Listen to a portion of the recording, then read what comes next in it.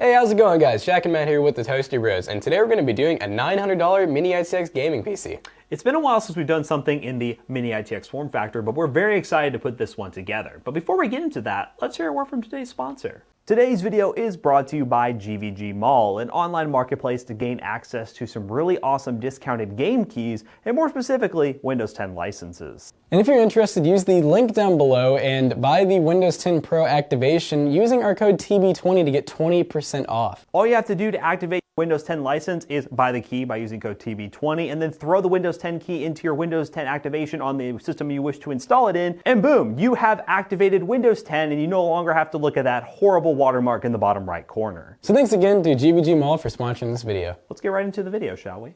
Alright, so as I mentioned, we're going to be putting together a $900 Mini ITX PC. Now we got to give a big thanks to a couple of companies for helping us out. First of all, NXZT for sending over their H200i, which is honestly one of our favorite Mini ITX cases on the market. While it's not the most compact, it does deliver a lot of performance for the dollar. And also, big thanks to EVGA, they sent over this 2060 KO, which is their budget-friendly 2060 that delivers a lot of performance for the money. Now, of course, with this being Mini ITX, we did say $900. Some of you might be like, that seems a little bit pricey, you know, for the specs that we have here. Well, this is Mini ITX, so we did have to pay extra for the motherboard. We had to make sure that we got a graphics card that fit okay. We had to make sure that we got a case that was, you know, Mini ITX.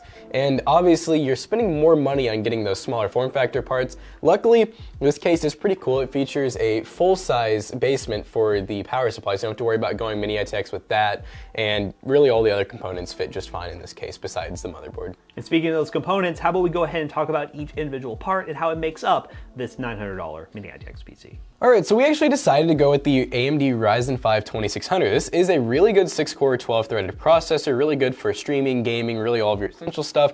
Now you're probably wondering, why did we go 2nd gen? Well, honestly, this was a really good price, and the 3600 is a little bit better, but it's not marginally better, so we just decided to throw it back a little bit, go with the 2600 instead. So this was really weird, but this is the Aorus B450i. See, I'm not saying B450M, so this was really weird. Aorus Pro Wi-Fi board, and of course, being a Mini ITX board, these do come with Wi-Fi. That might actually be a selling point for some people. They have really good Wi-Fi built into them, where they actually have the antennas come out the back of the board and everything as an optional feature, so that's really cool. Honestly, though, this is a really good board. I mean, it's very good looking.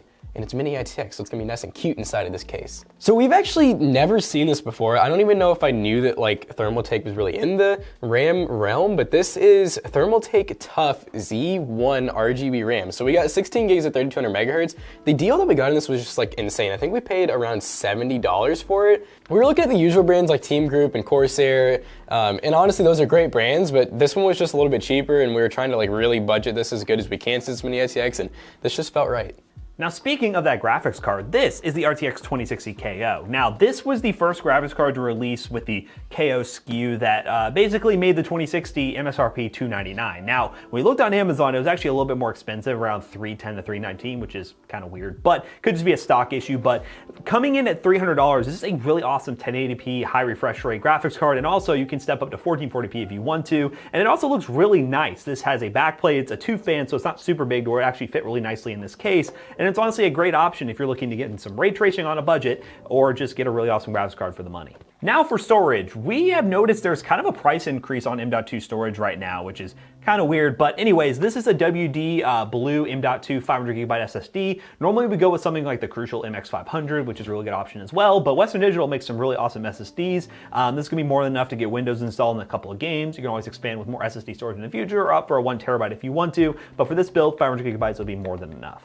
Now for the power supply, wow, look, something that is not from Thermaltake. This is the CX550M. This is a semi-modular power supply, if I remember properly. Yes, it is semi-modular. It is 550 watts, which is gonna be more than enough for this build. Comes with black sleeve cables, because we did opt for some custom sleeve cables for this build, which is something you could do if you want to add some accents to the case that we're gonna be talking about in a second. But Corsair makes really awesome power supplies for the money. Highly recommend you consider them if you're looking to build your next gaming PC. But yeah, excited to use this one. And last, but most certainly not not least, the H200i from NTXT. Now this is the i variation, which means it comes with their smart controller and RGB strip pre-installed. If you want to save some money, you can go with just the normal H200 for like 20 or 30 bucks cheaper, and it just doesn't come with RGB and the smart controller, and you can add your own RGB strip and stuff if you want to, but we went with this version because that's what NTXT wanted to send over, but you know, it's a great build nonetheless.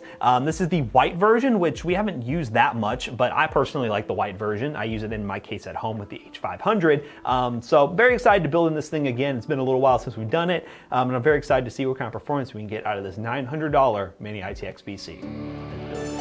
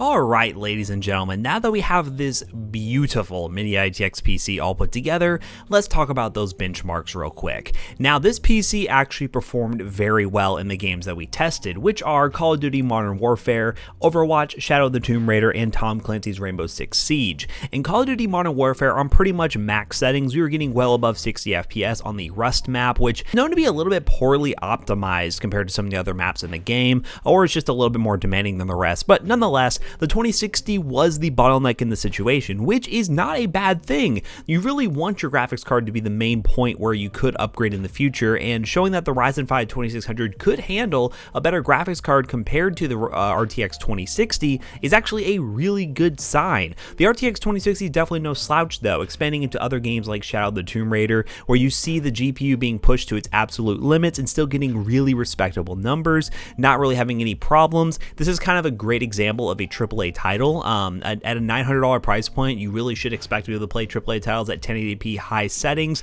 and this PC has absolutely no problems doing that. The same thing goes for the esports titles like Overwatch. This is a well over 200 plus FPS PC. You can play on high refresh rate if you wanted to at 1080p 144Hz and maybe some 240Hz in some lighter esports titles, but really there's nothing to complain about with this PC. The H200i kept the system running nice and cool, not peaking over around 70 degrees Celsius on both the GPU and the CPU, and also doing it while looking really, really nice. The color scheme of this PC is one of my favorites I've done on the channel, having that very neutral black and gray look with the RGB accents, which you could turn off or match to a single color if you wanted to, makes for a really awesome build, and also being housed in that white NZXT case is definitely a plus. And then lastly, as I mentioned, we also tested Rainbow Six Siege, which of course, just like the other esports titles, performed flawlessly. This thing would be great for pretty much any title out there, or any titles coming out at 1080p high settings. You could probably stretch into 1440p medium settings if you wanted to, but I think the sweet spot is high refresh rate 1080p for esports titles and some AAA titles,